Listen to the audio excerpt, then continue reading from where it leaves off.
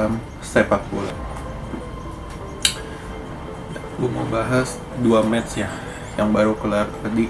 Yang pertama ada Burnley ketemu Tottenham, lalu yang kedua kan ada Milan Roma tuh. Jadi kita mulai dari Burnley Tottenham dulu. Sebenarnya di sini nggak terlalu banyak kejadian sih. Ya baik dari possession ya jelas menang Tottenham, cuman lu lihat sendiri kalau misalkan Tottenham main penguasaan bola ya lebih banyak operan-operan yang monoton. Jadi kayak misalkan dari siapa namanya nih, dari Holberg balik ke back, lalu ke Dombele ataupun ke Ben Davies, ya otomatis babak pertama yang nggak terlalu ada banyak peluang lah. Lebih banyak umpan-umpan crossing yang kurang dapat dimanfaatkan lah seenggaknya oleh pemain Tottenham tuh. Karena di sini mencatat ada 2 peluang deh kalau nggak salah tuh, yang seharusnya dari crossing itu bisa berbuah gol, cuma nyatanya kan nggak bisa dimanfaatkan. Lalu skor 0-0 lah itu di babak pertama. Lalu masuk ke babak kedua. Nah di babak kedua ini permainan Tottenham ini si Mourinho mencoba menggeser Son ke central attack midfielder ya. Gua tahu maksudnya ya, mungkin perlu juru gedor selain Kane lah. Di sini kan Kane juga sama sekali nggak terlalu berfungsi dengan efektif ya. Demikian juga dengan Lucas Moura. Cuman di sini siapa namanya nih, si Dombele ini juga gue nggak tahu kenapa dia digeser posisi ke sayap itu, yang otomatis kan larinya dia nggak begitu cepat ya. Jadi otomatis serangan lo di babak kedua ini bertumbuh kepada lini tengahnya nih, selain dari Eric Lamela yang masuk kan.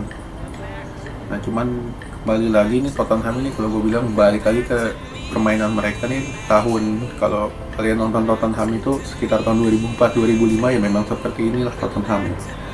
Mereka memiliki pertahanan yang kuat, namun untuk penyerangannya nih sama sekali tidak ada cerminan sepak bola yang indah gitu. Kayak misalkan dari tahun 2004-2005 ya seperti inilah permainan Tottenham tuh.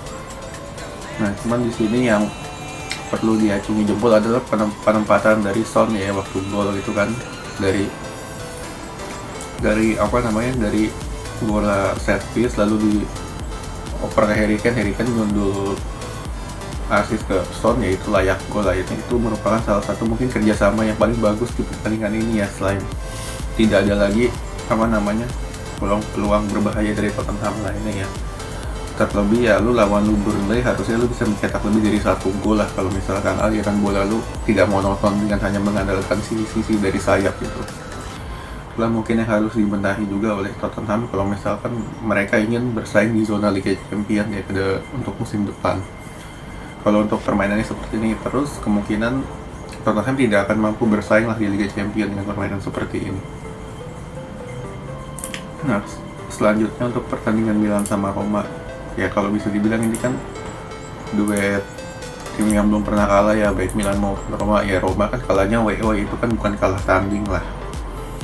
Cuman kan kalau untuk di sini untuk Milan ini dan memasang Calhanoglu, Leo dengan Saelemaekers seperti yang gue udah bilang di preview, itu mereka lebih mengandalkan bola atas di pertandingan ini. Terlebih kan untuk kiper kan kalau nggak salah kan si Donnarumma atau nggak bisa main, jadi kan Tatarusanu ya mau nggak tahu gitu kan. Ya di sini Milan menggunakan formasi 4-2-3-1 yang dilawan dengan Roma dengan formasi 3-4-2-1, yang dimana di sini Karlsdorp ini ketika bertahan dia akan mundur sehingga membentuk 4 back ya. Nah di sini untuk gol pertama lahir murni dari salah pemain belakang Roma, di mana di situ mereka tidak memberikan pressing lebih sehingga Ibrahimovic enak aja tuh tinggal masuk blok gol. Nah itu merupakan salah satu kesalahan elementer atau dasar yang perlu dibenahi oleh tim Roma. Ya lu harusnya kalau ada striker yang lepas gitu kan, harusnya lu dengan konsen 110% lu bisa seenggaknya memberikan gangguan. Nah tapi kan di sini nyatanya kan enggak. Ya itu merupakan salah satu gol yang mudah sekali kan.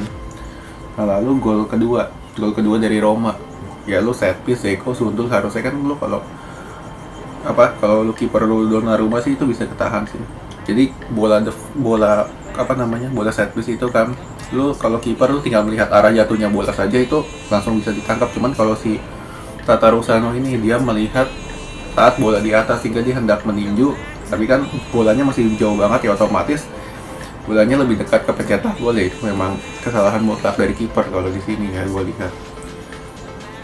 Nah selain itu untuk gol keduanya dari siapa namanya, dari Saelemaekers ini kan, dari si AC Milan ya, kalau gue bisa bilang ini juga murni kesalahan back juga nih dari Roma nih, dimana di situ Saelemaekers tidak diberikan penjagaan, ya lu tinggal cetak aja plok gol, tinggal ibarat lu one on one dengan jarak hanya sekitar berapa meter dengan jaga gawang ya, lu kalau nggak bisa cetak gol kan kebangetan dari situ, otomatis 2-1 itulah makanya.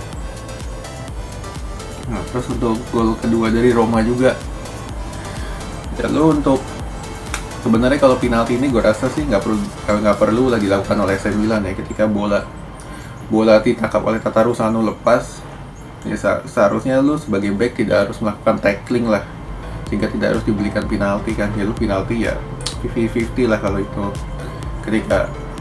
ketika kiper yang nggak bisa main lu dikasih penalti ya otomatis boleh, lu lihat sendiri lah itu gol kan. Nah lalu untuk di gol terakhir ini juga nih dari siapa, dari Milan nih, si Ibra penalti itu kan memang sudah mutlak lah penalti, gue nggak bisa ngomong apa-apa lagi kan. Cuman yang untuk golnya si Kumbula di menit-menit terakhir itu, dimana kesalahan mutlak dari defender Milan di sini adalah ketika mereka membiarkan Kumbula yang menusuk dari sisi kiri ini tidak diberikan penjagaan yang ketat, sehingga bisa dia langsung plot masuk ke gawang aja. Cuman kalau diberikan penjagaan yang ketat, gua rasa itu tidak akan menghasilkan gol. Itulah mungkin yang harus diperbaiki juga oleh AC Milan jika mereka ingin bersaing di zona Liga Champions, yaitu lebih memperbaiki dari sisi defensifnya lah.